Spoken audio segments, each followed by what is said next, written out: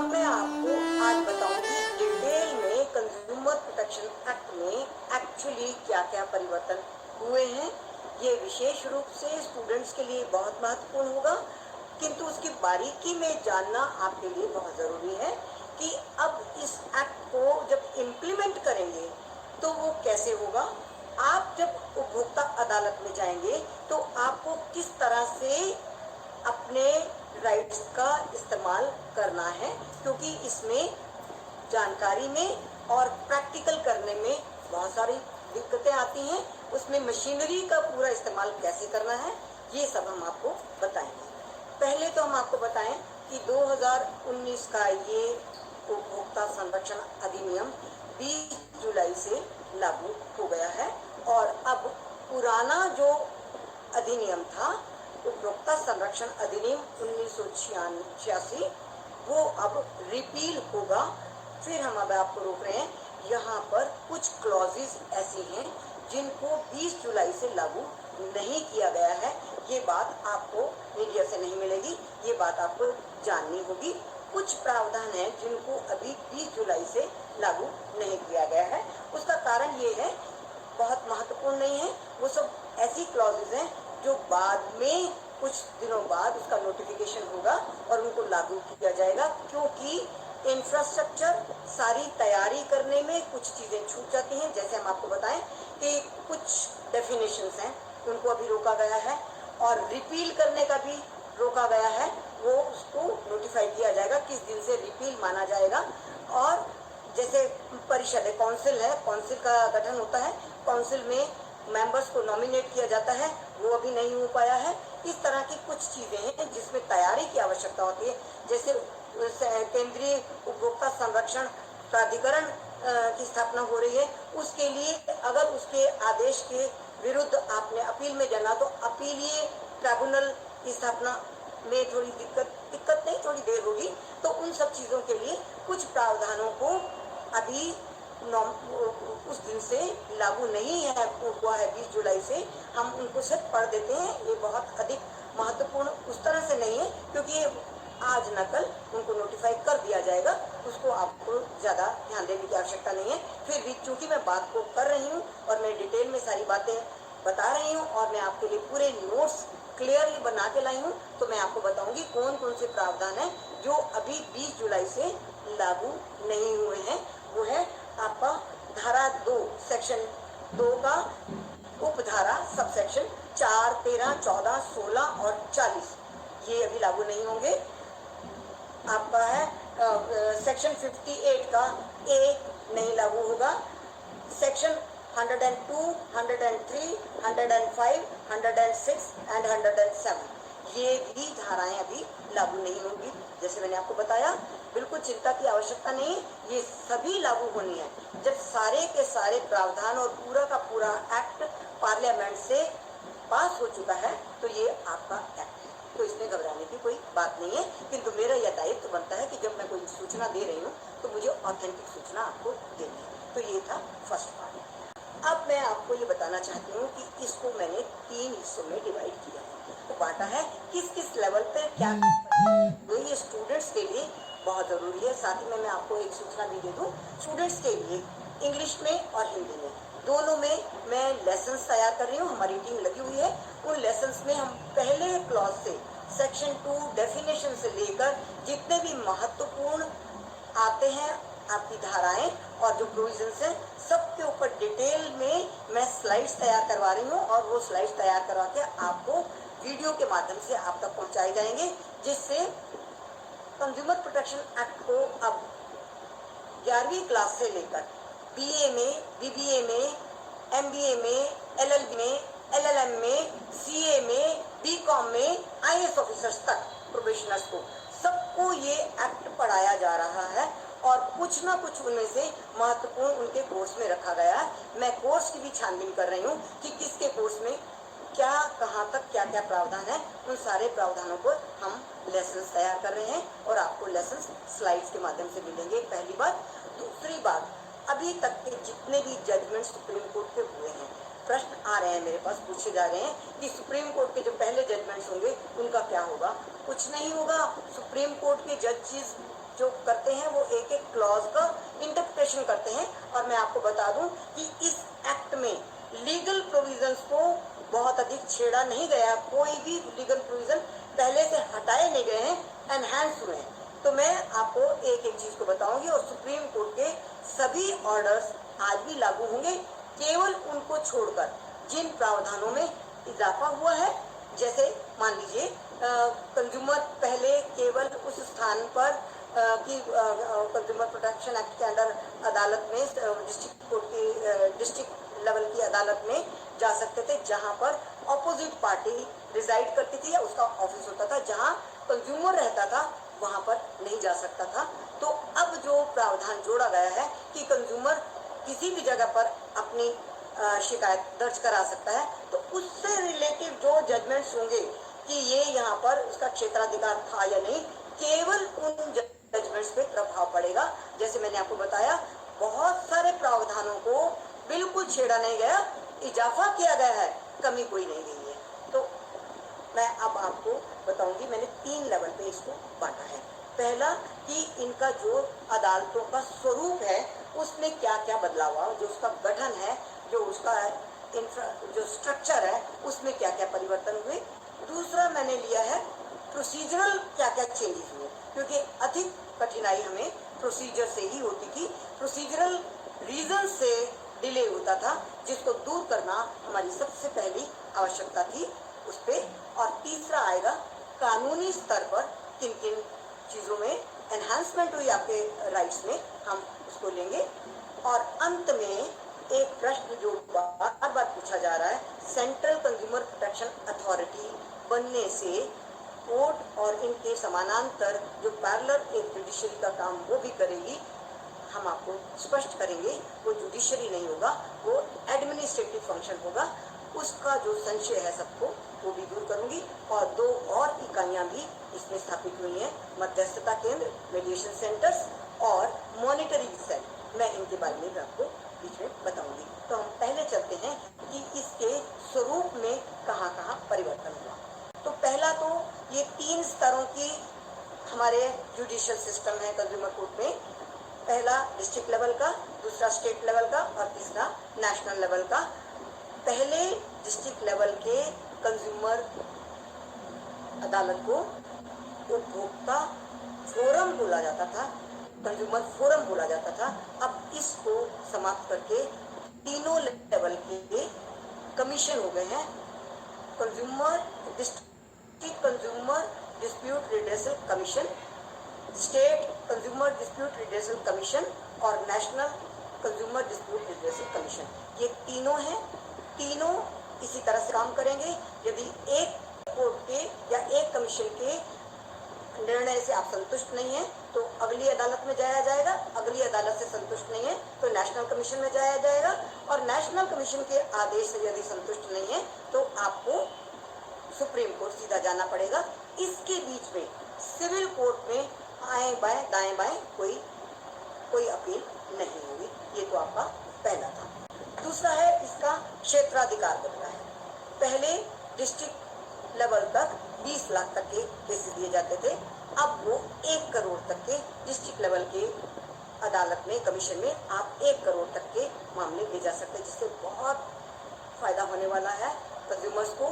क्योंकि बहुत सारे मैटर्स रियल एस्टेट के और इंश्योरेंस के या मेडिकल नेग्लिजेंस के 1 करोड़ के बीच में आते थे, 20 लाख से ऊपर के आते थे, और अमूमन डिस्ट्रिक्ट लेवल की अदालत आपका मदद नहीं कर पाती थी और आपको स्टेट कमीशन जाना पड़ता था। तो अब बहुत सारे मामले यहाँ पर होंगे 1 करोड़ तक के डिस्ट्रिक्ट लेवल में और 10 करोड़ तक के स्टेट लेवल में और 10 करोड़ से ऊपर नेशनल लेवल में, और नेशनल लेवल के बाद आप सुप्रीम कोर्ट में, जैसे मैंने आपको बताया। तो ये क्षेत्राधिकार भी आपका बदला है। अब है अपील।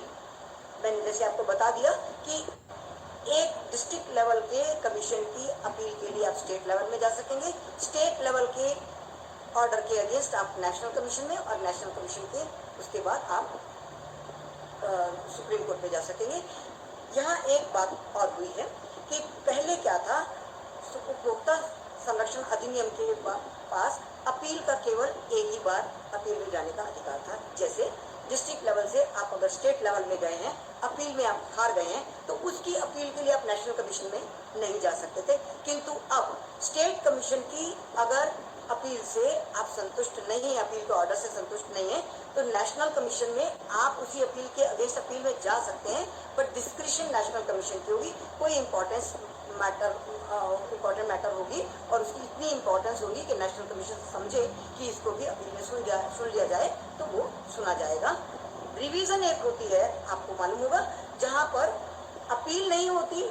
अपील क्या, अपील के साथ साथ भी आप रिवीजन में जा सकते हैं। रिवीजन में क्या होता है, अपील में तो आपको फैक्ट्स एंड लॉ पर जाना होता है और अपील में ज्यूरिडिक्शन पर जाना होता है। किसी कमीशन ने अपनी ज्यूरिडिक्शन से अधिक इस्तेमाल कर लिया या ज्यूरिडिक्शन नहीं थी तो एक्ट कर लिया, और ज्यूरिडिक्शन थी तो भी उसको एंटरटेन नहीं किया, या कोई और कारण हो तो वो उसको रिवीजन कहते हैं। तो रिवीजन का अधिकार तो जैसा पहले था वैसे ही होगा, बहुत अधिक परिवर्तन नहीं हुआ है। डिस्ट्रिक्ट लेवल के कमीशन में आपके 3 सदस्य होंगे, जिसमें एक प्रेसिडेंट और एक महिला आवश्यक है। इससे अधिक बेंचेस बनाने का प्राधिकार है। स्टेट को भी सदस्यों की संख्या भी बढ़ाई जा सकती है, ये मैं मिनिमम बता रही हूँ। स्टेट लेवल पे 4 मेंबर्स होंगे, एक प्रेसिडेंट होगा, एक महिला होगी। नेशनल लेवल पे एक प्रेसिडेंट होगा और एक महिला होगी। इसमें बेंचेस तो नेशनल कमीशन के आज भी जगह जगह पर देश के बाकी कोनों में भी जाकर होते हैं, और अब भी ये प्रावधान है कि आप बेंचेस भी कहीं भी बना सकते हैं। केंद्रीय स्तर पर काउंसिल की स्थापना भी होगी, कंज्यूमर प्रोटेक्शन काउंसिल्स की स्थापना होगी। केंद्रीय स्तर पर होगी, एक स्टेट स्तर पर होगी और डिस्ट्रिक्ट लेवल पर होगी। तीनों स्तरों पर आपकी काउंसिल्स होंगी जो लगातार वर्ष भर कंज्यूमर्स के हितों की रक्षा के लिए अच्छी तरह से जांच पड़ताल करेंगी, सहायता करेंगी, सजेशंस देंगी, नई नई बातें सामने रखेंगी। तो काउंसिल का उद्देश्य है उपभोक्ताओं के हितों के लिए वो सभी काम करना जो आवश्यक होते हैं। ये तो थे स्वरूप में परिवर्तन। अब हम देखेंगे प्रक्रिया में क्या बदलाव हुआ। प्रक्रिया में तो आमूलचूल परिवर्तन हुए ही हैं, क्योंकि प्रक्रिया के वजह से ही बहुत सारे मैटर्स डिले होते थे। पहला है आपको ऑनलाइन का आपको अधिकार मिल गया, क्योंकि हम आपको ये समझा दें कि ऑनलाइन का अर्थ केवल ये है कि जैसे आप कोर्ट में आकर रजिस्टर करते हैं और अपने सारे दस्तावेज देते हैं और जमा करके रजिस्टर करते हैं, उसी तरह से ऑनलाइन भेजने से भी आपका केस केवल रजिस्टर होता है, एडमिट नहीं होता है। एडमिट होने की जो प्रक्रिया पहले थी, 21 दिन के अंदर अंदर आपको नोटिस देकर बुलाया जाएगा, आपको फिजिकली प्रस्तुत होना होगा, आकर आपको वही कुछ जो फिजिकली पहले होता था आपको आकर जस्टिफाई करना होगा और कन्विंस करना होगा कोर्ट को कि आप कैसे उपभोक्ता बनते हैं। आपने पेमेंट करी है, आपने 2 साल के अंदर अंदर जो समय सीमा है उसके अंदर आपने लगाया है, और जिस अदालत में आप लगा रहे हैं उसकी जुरिडिक्शन है। ये 3-4 चीजें आपसे पूछी जाएंगी, तब आपका केस एडमिट होगा। एडमिट होने के बाद फिर प्रक्रिया चलेगी। तो ऑनलाइन का केवल यही है कि आपका रजिस्टर हो गया, एडमिट होना न एडमिट होना वो आपकी फिजिकली प्रेजेंस के बाद, सुनने के बाद होगा। ये था ऑनलाइन का। दूसरा है अब ऑनलाइन, अब जो नोटिस था, पहले नोटिस आपका गवर्नमेंट के पोस्ट ऑफिस से, स्पीड पोस्ट से इस तरह से जाता था और कुछ नोटिफाइड जो कोरियर थे उनके माध्यम से जाता था। अब आपका ऑनलाइन इलेक्ट्रॉनिकली भी नोटिस जाएगा। इलेक्ट्रॉनिकली नोटिस का मतलब है कि आपका ईमेल से भी जाएगा और जितने भी माध्यम है जो भी नोटिफाई होंगे उसके माध्यम से भी आपके नोटिस जा सकेंगे। साथ ही जो ऑनलाइन परचेज है उसके लिए एक और बड़ी राहत है। अमूमन क्या होता था, ऑनलाइन परचेज में वेबसाइट ही गायब हो जाती थी और कंज्यूमर आकर बोलते थे हमारे पास तो पता भी नहीं है, तो नोटिस तो जाना और दूर की बात है। अब क्या है, इंटरमीडिएटरी जो होते हैं, जो आपके जहां से जिसके माध्यम से आप चीज खरीदते हैं, चाहे अमेजोन हो, फ्लिपकार्ट हो या कोई भी ऐसा प्लेटफॉर्म हो जिसके माध्यम से आप चीज खरीदते हैं, जो प्लेटफॉर्म आप चुनते हैं जिसके माध्यम से आप वस्तु खरीदते हैं, उस प्लेटफॉर्म को भी नोटिस दिया जाएगा और उनकी जिम्मेवारी भी बनती है कि वो नोटिस जाकर उस व्यक्ति को या उस ट्रेडर को, उस मैन्युफैक्चरर को दे जिससे उन्होंने एक वस्तु उठाकर आपको भिजवाई है। तो ये नोटिस का इतना बढ़िया एक तरीका हो गया है कि अब आपको नोटिस की वजह से डिले नहीं होगा, जो कि सबसे महत्वपूर्ण था। 6-6 महीने तक बार बार नोटिस जाने पर नोटिस वापस आ जाता था और कई बार ये पता ही नहीं चलता था नोटिस हुआ कि नहीं और प्रोसीजर आगे नहीं बढ़ पाता था।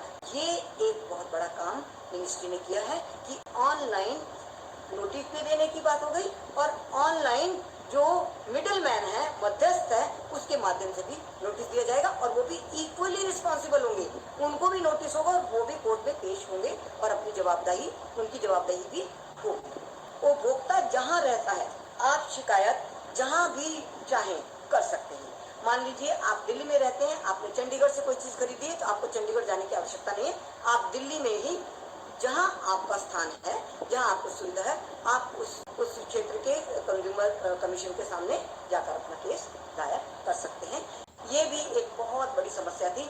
अमूमन क्या होता था, उपभोक्ता शिकायत करता ही नहीं था क्योंकि कौन जाएगा चंडीगढ़ केस करने के लिए और फिर हर डेट में जाने के लिए। इसी वजह से बहुत सारे केसेस होते ही नहीं थे एंड विपक्ष तो यूज्ड टू एंजॉय। अब बिना कारण तारीखें बहुत दी जाती थी। हालांकि पिछले एक्ट में भी 2002 के संशोधन के बाद भी ये प्रावधान था, किंतु अब इसको सख्ती से पालन करने के लिए खास निर्देश है इस एक्ट में कि आपको बिना कारण के एडजॉर्नमेंट देने ही नहीं है। ये भी एक बहुत बड़ी राहत होगी कंज्यूमर्स के लिए। पहले क्या होता था, स्टाफ का कैडर कॉमन होता था सारी मिनिस्ट्रीज में। जब तक एक स्टाफ कोर्ट की सारी प्रक्रिया को समझता है, कैसे ऑर्डर टाइप करना है वो समझता है, तब तक क्या होता था उसका ट्रांसफर दूसरी किसी मिनिस्ट्री में हो जाता था स्टैंड रिलीव करके। और वो जितनी भी डिक्टेशन, 4-5 डिक्टेशन तो एक स्टेनोग्राफर के पास अमूमन होती हैं, इससे भी ज्यादा 5, 6, 7 होती हैं, जो धीरे धीरे वो करता रहता है और वो दूसरी मिनिस्ट्री में चला जाता है। सारे डिक्टेशन रह जाते थे और उनको फिर से पढ़ना पड़ता था, मेंबर्स को और प्रेसिडेंट को फिर से पढ़कर उनको फिर से डिक्टेशन दी जाती थी। इसमें आप सोच समझ सकते हैं कि महीना 2 महीना एक ऑर्डर पीछे चला जाता है और फिर कंज्यूमर को डेफिनेटली शिकायत होती थी कि हमारे तो ऑर्डर ही नहीं होते, बहुत डिले होता है, ऑर्डर आया ही नहीं, ऑर्डर रिजर्व करने में भी 2 महीने 3 महीने हो गए। प्रॉब्लम्स थी, मैं मानती हूँ। मैं इसलिए बारीकी से आपको बताने के लिए आई हूँ कि आप समझिए कि कितना बारीकी से इस एक्ट को बनाया गया है और किन किन चीजों को चुन चुन कर उनमें प्रावधान किए गए हैं ताकि कंज्यूमर्स की वो शिकायतें दूर हो सके जो आज तक हम सफर करते रहे। तो ये एक बहुत बड़ा काम हुआ। अब क्या है, ये कैडर जो है, ये जो है वो प्रेसिडेंट की सुपरविजन में कोर्ट्स में ही काम करेंगे और इनका अगर ट्रांसफर होगा तो कोर्ट्स से कोर्ट्स नहीं होगा, बाहर मिनिस्ट्री में नहीं होगा। ये एक बहुत बड़ी राहत, एक्चुअली ये राहत कोर्ट्स के लिए है। तो फ्रेंड्स बने रहिए हमारे साथ, हमारे चैनल को सब्सक्राइब कर लीजिए, हमारे वीडियोस को अधिक से अधिक शेयर करिए, पसंद हो तो लाइक करिए। हम फिर मिलेंगे एक नए इशू के साथ। Thank you.